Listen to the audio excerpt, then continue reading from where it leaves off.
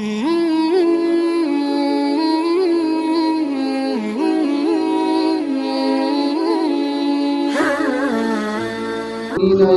من أبصارهم ويحفظوا فروجهم ذلك أزكى لهم إن الله خبير بما يصنعون. عن عبد الله بن مسعود رضي الله تعالى عنهما قال قال رسول الله صلى الله عليه وسلم النذر سهم من سهام إبليس أو كما قال عليه الصلاة والسلام. صدق الله العظيم وصدق رسوله النبي الكريم ونحن على ذلك لمن الشاهدين والشاكرين والحمد لله رب العالمين. معزز حاضرین، گزشتہ جمعہ یہ بات ہمارے سامنے آئی تھی کہ گناہوں کے دروازوں کو بند کرنے کے لیے حیا ضروری ہے. حیا انسان میں ہو تو برے عمل، برے فعل، برے قول سے بچتا ہے، اور جب آدمی بے حیا ہو جائے تو کچھ بھی کر سکتا ہے، کوئی بھی گناہ اس کے لیے آسان ہو جاتا ہے. اس لیے اسلام نے حیا پر زور دیا ہے اور بے حیائی سے بچنے کی تلقین کی. سارے گناہوں پر آپ نگاہ دورائیں گے تو اس کی بنیاد حیا ہی ہے.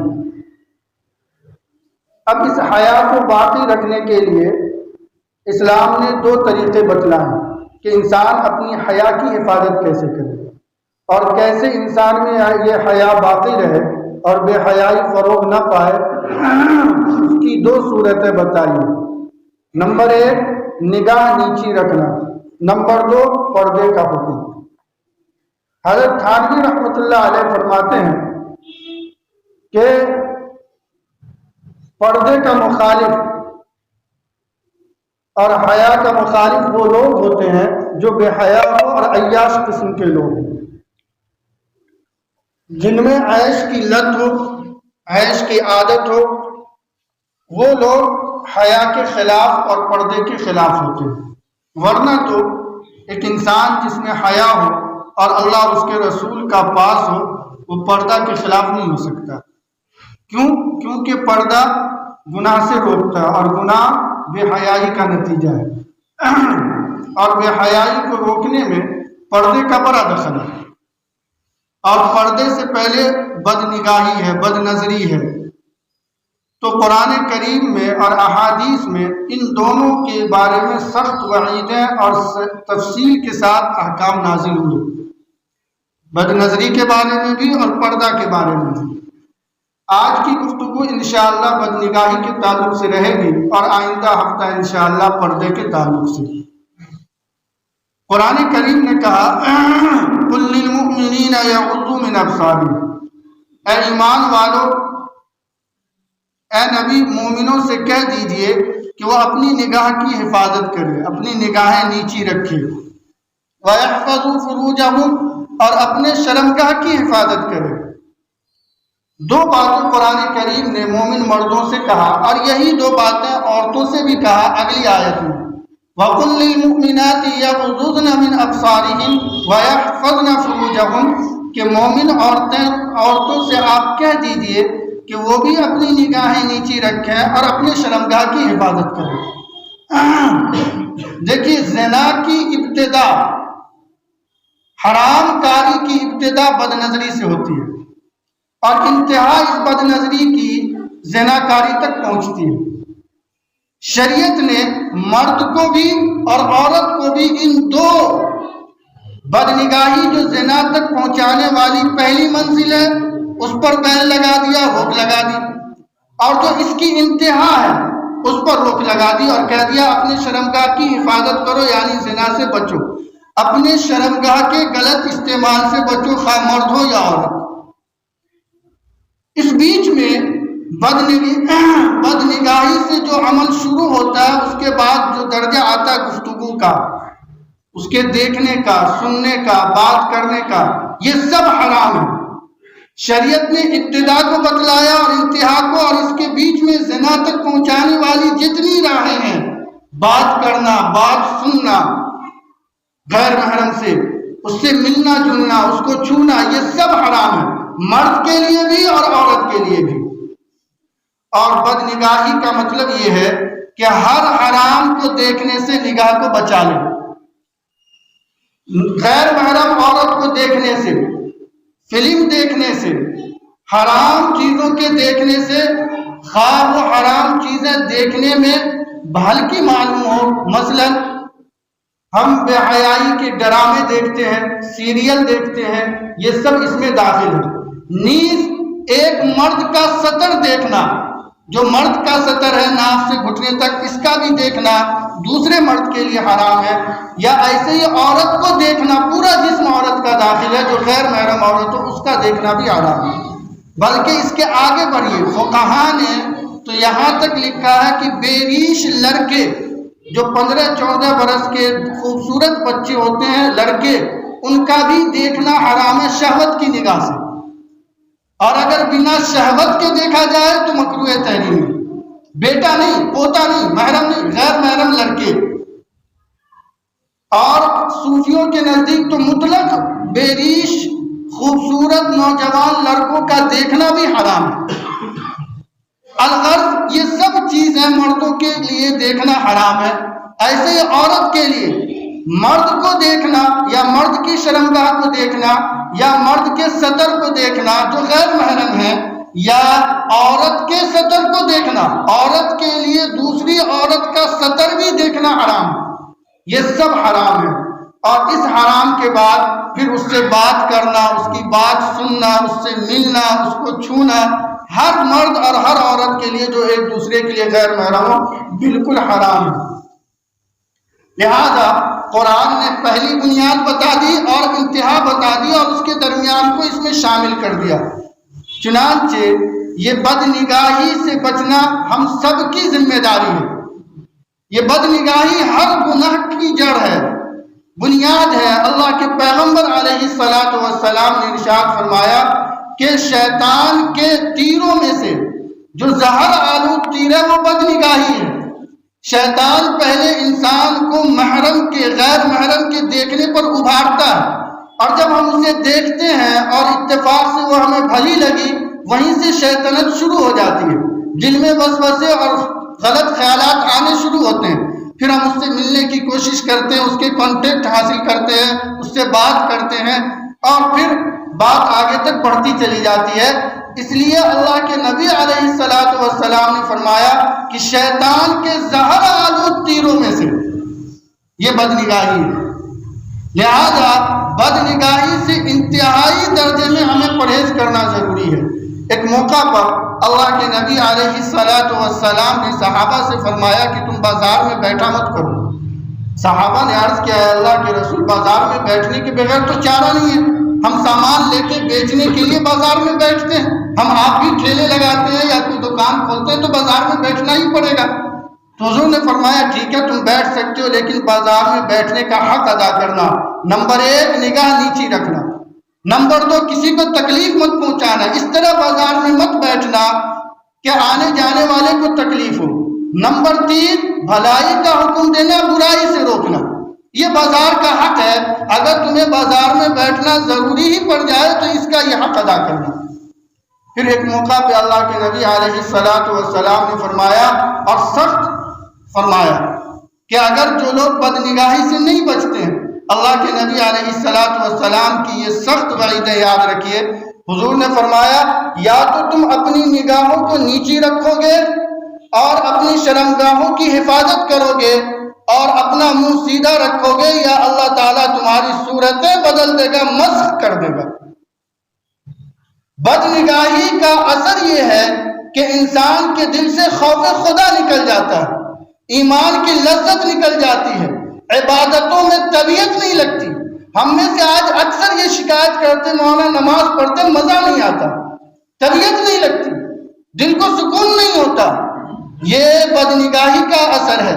جب انسان بد نگاہی کرنے لگے، یہاں وہاں غیر محرم محرم سب پر نگاہ دوڑانے لگتا ہے، تو اس کا پہلا نقصان یہ ہوتا ہے کہ اس کے دل سے ایمان کی حلاوت نکل جاتی ہے۔ اور اگر آدمی اپنی اس نگاہ کی حفاظت کر لے تو اللہ کے نبی علیہ السلام نے فرمایا کہ اللہ فرماتا من ترکھا مخافتی، جس نے بد نظری کو میرے ڈر سے چھوڑ دیا، ابدلتہ ایمانا، بدلے میں ہم اسے ایسا ایمان عطا کرتے ہیں، یجد حلاوتہ فی قلبہ، جس کی مٹھاس، جس کی نورانیت، جس کی لذت اپنے دل میں وہ پاتا ہے۔ بد نظری سے عبادتوں کی لذت ختم ہو جاتی ہے، اور نظر کو بچانے سے، حرام کے دیکھنے سے عبادتوں کا لذت اور ایمان کی نورانیت حاصل ہوتی ہے۔ آج ہم اپنے چہروں کو چمکانے کے لیے مختلف قسم کے فیس واش اور نہ جانے کتنے پروڈکٹس استعمال کرتے ہیں، پھر بھی ہمارے چہرے پہ نورانیت نہیں آتی۔ یہ بد نگاہی کا اثر ہے، جو ابھی حدیث میں نے آپ کو سنایا۔ بد نگاہی شیطان کا بہت مضبوط تیر ہے۔ جب اللہ تعالیٰ نے حضرت آدم علیہ السلام کو سجدہ کرنے کا حکم دیا شیطان کو، شیطان نے انکار کر دیا، تو شیطان نے اللہ تعالیٰ سے کہا کہ اللہ، آج تو نے اس انسان کی وجہ سے مجھے راندہ درگاہ کر دیا، اپنی نگاہوں سے گرا دیا، میں ان کی اولادوں سے بدلہ لوں گا۔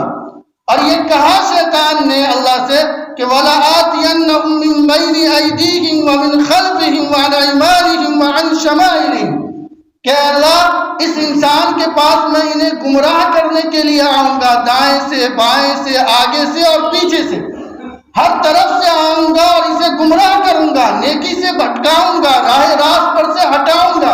اور یہ اس لیے کہ انہوں نے آپ کی نگاہ میں مجھے مطعون کیا ہے، تو ہم اس کا بدلہ یوں لیں گے۔ حضرت تھانوی رحمۃ اللہ علیہ فرماتے ہیں کہ شیطان نے انسان کو گمراہ کرنے کے 4 راستے بتائے، 4 جہتیں بتائی، سامنے سے، پیچھے سے، دائیں سے اور بائیں سے۔ 2 راہ بھول گیا، اوپر سے یا نیچے سے، اس نے اس کا تذکرہ نہیں کیا۔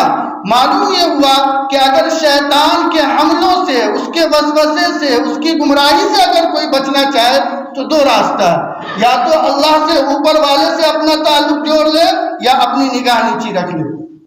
اور حضرت تھانوی رحمۃ اللہ علیہ فرماتے ہیں کہ اگر تم بازار جاؤ تو 4 راستوں، 4 جہتوں پہ تو شیطان ہے، آپ سامنے دیکھیں گے تو بھی شیطان گمراہ کرے گا، دائیں دیکھیں تو بھی، پیچھے دیکھیں تو بھی، بائیں دیکھیں تو بھی۔ تو 2 صورت ہے کہ یا تو تم اوپر دیکھ کر بازار میں چلو یا نیچے دیکھ کر۔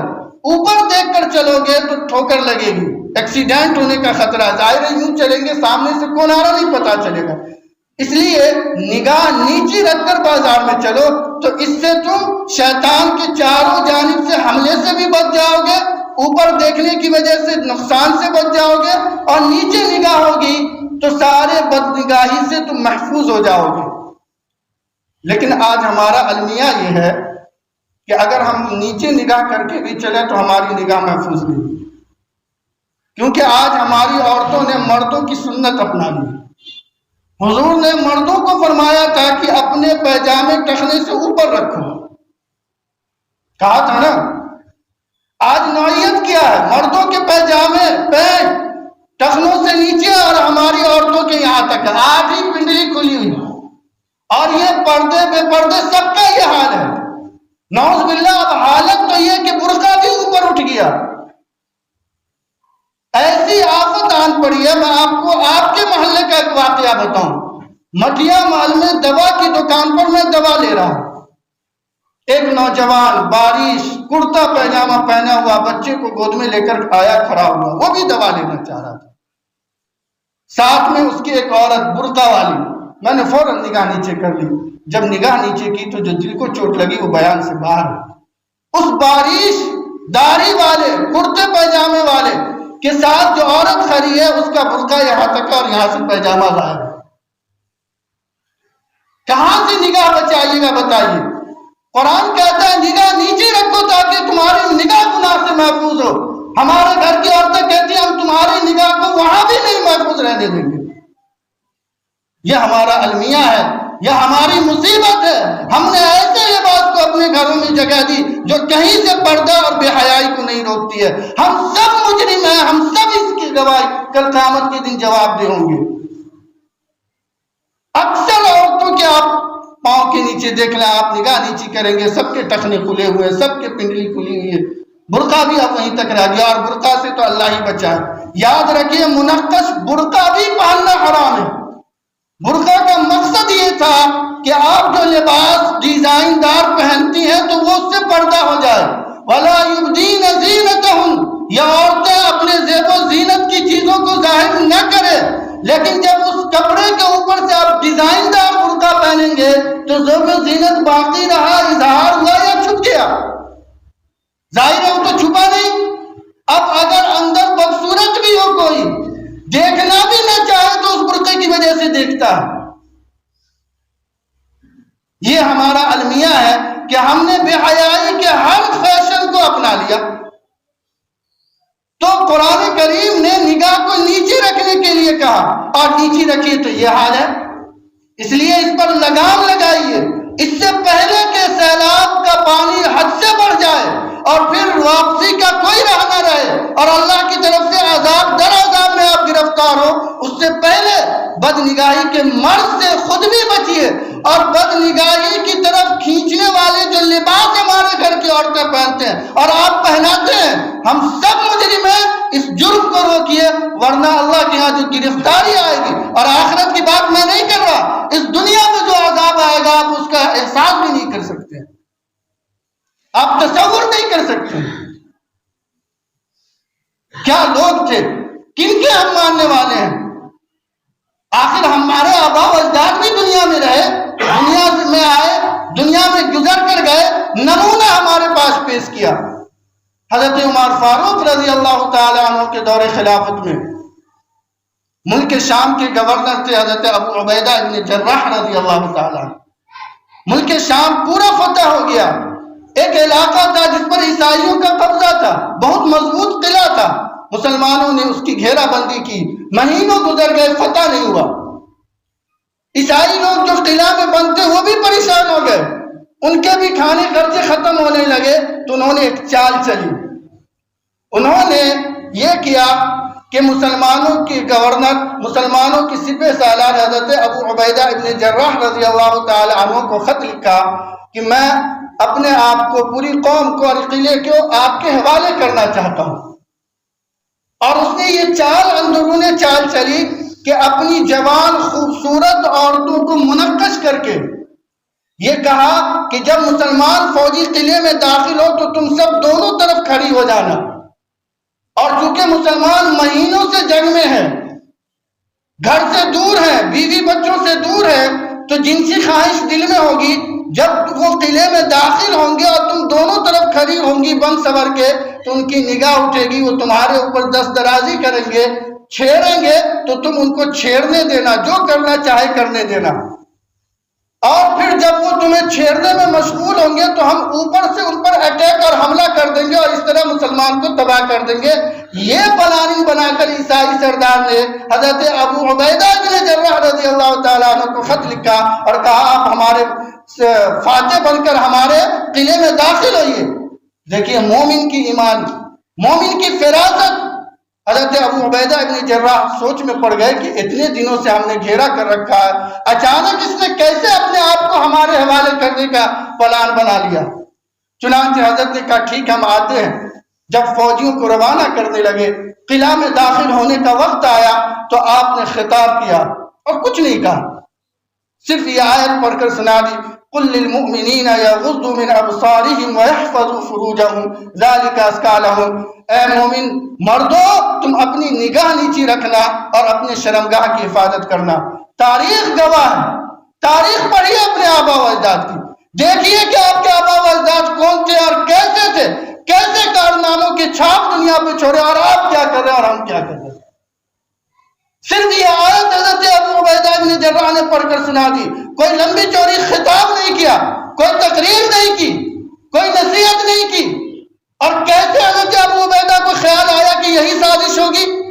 جب آدمی ایمان پر ہوتا ہے، جب دین پر قائم ہوتا ہے، جب اللہ اس کے رسول کی رضا کے کام کرتے تو اللہ دل میں بات ڈالتا ہے، اور وہ باتیں ڈالتا ہے جن کو ہماری آنکھوں نے نہیں دیکھا ہوگا، ہمارے دماغ نے نہیں سوچا ہوگا، اور ہمارے دل میں کبھی خیال بھی نہیں آیا ہوگا. اللہ تعالیٰ وہ باتیں ڈالتے ہیں. کیسے حضرت ابو عبیدہ نے نگاہ نیچی رکھنے ہی کی نصیحت کی؟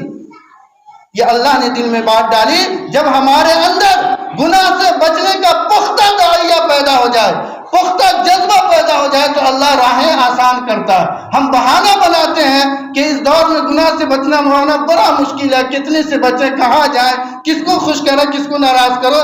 یہ شیطانی چال ہے اور نفس کا وہ خواہش ہے جو آپ دل میں دبائے رکھتا ہے، جھوٹ کا دیندار بننے کا دعویٰ کرتے ہیں۔ دل میں تو من ہوتا ہے کہ سب کچھ کریں اور زبان پہ دین اور اللہ اس کے رسول کا نام لے کر خواہ اظہار درد کرتے ہیں۔ اگر دل میں سچا جذبہ پیدا ہو، ساری دنیا ایک طرف ہوگی، آپ اکیلے دین پر قائم ہوں گے، اللہ تعالیٰ راہ نکال دے گا دین پر چلنے کا۔ وہ صحابہ، قلعہ کا دروازہ کھلا اور صحابہ کی فوج جا رہی ہے، خدا کی قسم ایک نے بھی نگاہ نہیں اٹھائی، گزر گئے اور پورا ملک فتح ہو گیا۔ تاریخ گواہ ہے، اب تاریخ اٹھا کر دیکھیے، کوئی افسانہ نہیں ہے، کوئی بناوٹی کہانی نہیں ہے، گڑھی ہوئی کہانی نہیں ہے، جھوٹے واقعات نہیں ہے۔ یہ ہمارے آباء و اجداد تھے، ہمارے صحابہ تھے، ہمارے اسلاف تھے جنہوں نے ہمیں نمونہ پیش کیا۔ اور دور کہاں جاتے ہیں، خود اس دلی کا ایک واقعہ شیخ عبدالحق محدث دہلوی رحمۃ اللہ علیہ نے لکھا۔ ان کے زمانے میں دہلی میں قحط پڑا، بارش سالوں سے نہیں ہوا تھا، غلے نہیں ہو رہے تھے، دہلی میں بھوکے مرنے کی نوبت آئی۔ لوگوں نے علماء سے کہا کہ حضرت دعا کریے کہ بارش ہو جائے، غلے پیدا ہو، ورنہ تو بہت بڑی تباہی آئے گی۔ علماء نے صلاۃ الاستسقاء کا اعلان کر دیا۔ یہ اعلان ہو گیا کہ لوگوں آؤ ہم بارش کی دعا کے لیے نماز پڑھیں گے۔ بچے، بوڑھے، مرد، عورت، جوان، جانور، انسان سب میدان میں جمع ہوئے۔ صبح سے نماز پڑھنا شروع کیا، اللہ کے دربار میں گر گرانا شروع کیا، دعائیں کرنی شروع کی کہ اللہ بارش نازل فرما دے۔ عصر کا وقت ہو گیا، کوئی بارش نہیں ہوئی، نہ بادل آیا، نہ ہوا چلی، کچھ بھی نہیں۔ شام کے وقت میں ایک لڑکا اس جہاں پر نماز پڑھی جا رہی تھی، سارے اولیاء، بزرگ، علماء، صلح سب دعا کر رہے ہیں۔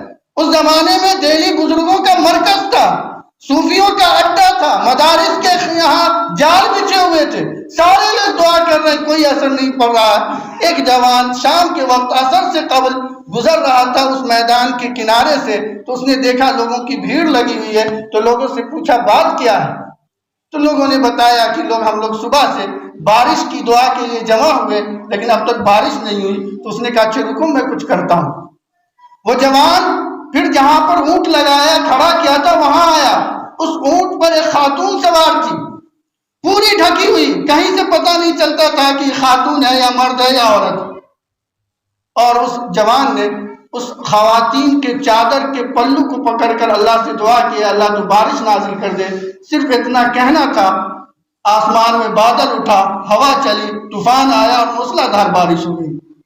اولیاء لوگ تھے، اللہ والے لوگ تھے، فوراً دوڑے اور اس جوان کو پکڑا کہ بھائی تم نے کون سی دعا کی، کیسی دعا کی؟ سارے بزرگان دین موجود ہیں، دعا کر کے دن گزر گئے، بارش کے آثار نہیں ظاہر ہوئے، پل بھر میں تم نے کیسے پورے نظام کو بدل دیا؟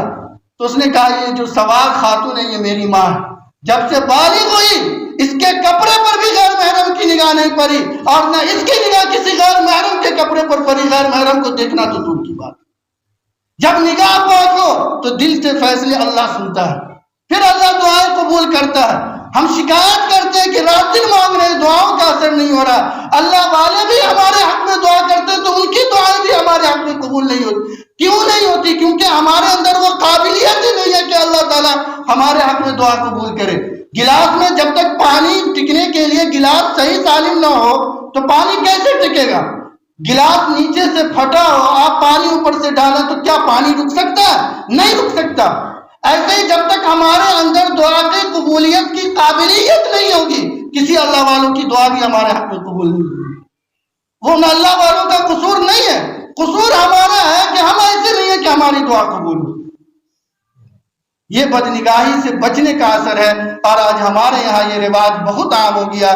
خدا را بدنگاہی سے خود بھی بچیے، بدنگاہی کی طرف لے جانے والے اسباب اور لباس اور کپڑوں سے بھی بچیے، خود بھی بچیے، اپنے گھر کی عورتوں کو بچائیے۔ اگر آج ہم بیدار نہیں ہوئے تو حالات ایسے بگڑیں گے اور اللہ کی گرفتاری ایسی آگے ہم تصور نہیں کر سکتے۔ پھر وہ حدیث سن لیجئے، اللہ کے نبی علیہ السلام نے فرمایا یا تو تم اپنی نگاہوں کے نیچے رکھو گے، اپنی شرمگاہوں کی حفاظت کرو گے، ورنہ اللہ تعالیٰ تمہاری صورتیں مسخ کر دے گا، بدل دے گا۔ اللہ تعالیٰ ہم سب کی حفاظت فرمائے، نیک عمل کی توفیق و رحمت فرمائے۔ وآخر دعوانا الحمد للہ رب العالمین۔